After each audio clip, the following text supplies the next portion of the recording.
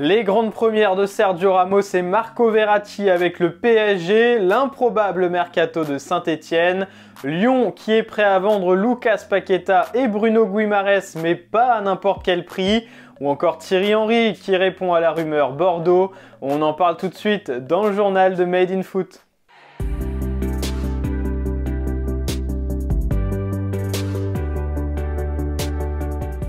C'était soir de grande première au Parc des Princes hier lors du match entre le PSG et Reims. Et tout a commencé avec la compo de Mauricio Pochettino où figurait Sergio Ramos qui a donc connu sa première titularisation devant son nouveau public.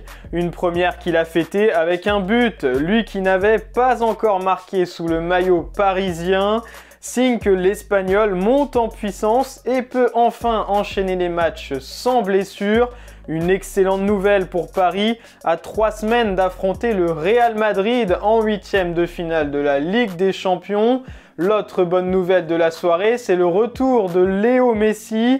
L'Argentin a disputé la dernière demi-heure et a semblé en jambes sur ses quelques ballons touchés. Il lui reste désormais 3 matchs avant le sommet face au Real Madrid pour retrouver le rythme de la compétition. Kylian Mbappé était lui titulaire malgré une semaine sans entraînement à cause d'une douleur aux adducteurs. Et pour une fois, ce n'est pas le numéro 7 du PSG qui a offert la victoire aux Parisiens, mais l'improbable Marco Verratti, le lutin italien d'habitude jamais décisif, a ouvert le score. Son premier but en Ligue 1 depuis 2017 pour Marco Van Basten, comme l'a surnommé l'équipe dans son édition du jour. L'Italien aurait même pu inscrire un doublé, mais la LFP a décidé d'accorder le 3e but parisien à un contre son camp d'un défenseur rémois, ce qui le prive de son premier doublé depuis son arrivée à Paris en 2012. Et si le PSG continue de caracoler en tête de la Ligue 1, à l'autre bout du classement, l'AS Saint-Etienne s'enfonce un peu plus chaque semaine. Battu dans le derby face à Lyon vendredi, les Verts sont derniers avec désormais 8 points de retard sur le premier non relégable, car ses concurrents directs pour le maintien avancent eux doucement mais sûrement pendant que Saint-Etienne reste sur 7 défaites consécutives en championnat. Le club stéphanois a donc accéléré ces derniers jours sur le mercato pour offrir de nouveaux joueurs à Pascal Duprat. Eliakim Mangala et Joris Gnagnon ont signé, mais ils sont à court de rythme et n'ont plus évolué à leur meilleur niveau depuis plusieurs années, comme Sadat Choub, également prêté par Angers au début du mercato. La SSE fait aussi appel à des anciens de la maison pour cette mission sauvetage. Après Bakary Sako, c'est Robert Berić qui pourrait revenir selon les infos de l'équipe. Le buteur slovène de 30 ans qui jouait aux États-Unis l'année dernière est libre de tout contrat depuis quelques jours et pourrait donc effectuer un comeback improbable chez les Verts. Des renforts pour le moins surprenants, mais Saint-Etienne n'a pas vraiment le choix car son dossier prioritaire, le recrutement d'un attaquant de niveau international, est bien plus difficile à concrétiser et peu de joueurs veulent s'embarquer dans une mission sauvetage qui devient de plus en plus difficile. Chez le voisin lyonnais, la semaine commence avec le sourire grâce à la victoire dans le derby. Mais sur le mercato, l'OL ne s'en sort pas beaucoup mieux que Saint-Etienne.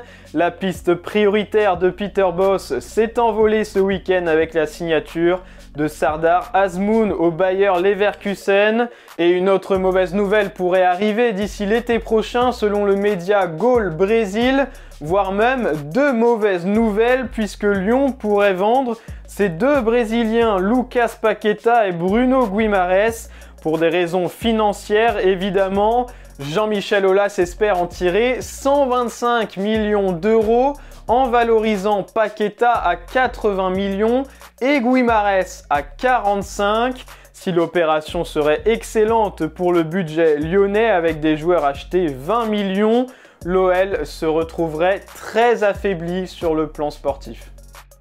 On vous en parlait la semaine dernière, le nom de Thierry Henry était évoqué du côté de Bordeaux pour remplacer Vladimir Petković, très menacé par les mauvais résultats de son équipe. Et bien en marge du match entre le PSG et Reims, qu'il commentait sur Prime Video, l'ancien attaquant d'Arsenal a répondu à cette rumeur. Votre nom a circulé cette semaine, Thierry, du côté des Girondins de Bordeaux pour peut-être succéder à Petkovic. Gérard Lopez pense à vous, visiblement, à Bordeaux. Que pouvez-vous répondre à ça, Thierry? Rien du tout, je ne vis pas dans l'utopie.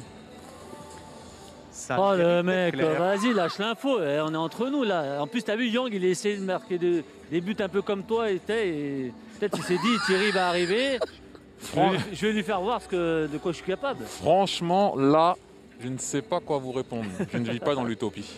Pas de commentaire donc de la part de Thierry Henry, et il faut dire que pour l'instant, le poste n'est toujours pas disponible. Après la folle victoire des Girondins face à Strasbourg ce week-end, Vladimir Petkovic a obtenu un petit sursis, mais jusqu'à quand? Et voilà pour ce tour de l'actualité en Ligue 1. Merci de nous avoir suivis et à bientôt pour un nouveau journal de Made in Foot.